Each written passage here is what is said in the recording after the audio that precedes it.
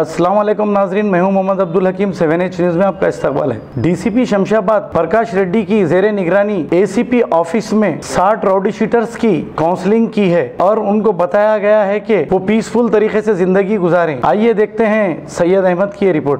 Sub division के 3 police station से मैला देवरपल्ली, राजेंद्र नगर, मोइनाबाद पूरा 75 राउडी शीटर्स में 60 राउडी शीटर्स को काउंसलिंग किया था।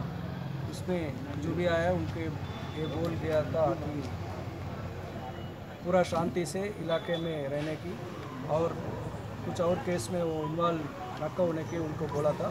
जो भी अभी से जो केसेस में इन्वॉल्व होते उनके ऊपर केसेस बुक करके अरेस्ट करके उसके बाद में पीडी एक्ट भी उनके ऊपर डालने का ज़रूरत है बोल के उनको समझाया था।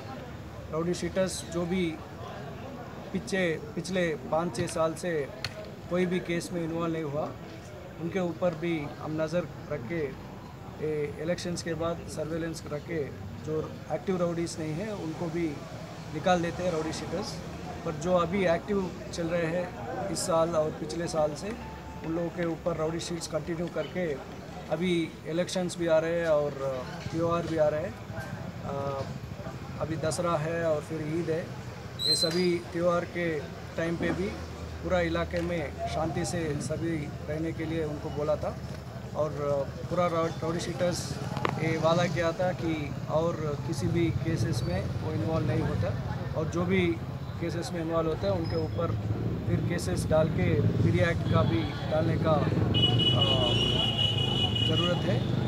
ये पूरा राउडी काउंसलिंग चलते रहते हैं हर महीने और जो भी एक्टिव है उनके ऊपर केसेस डाल के पीडी एक्ट में हम भेजते हैं। अब करेंगे आपको अपडेट, तो लाइक कीजिए, शेयर कीजिए, सब्सक्राइब करना ना भूले। 7H न्यूज़ आपकी आवाज़।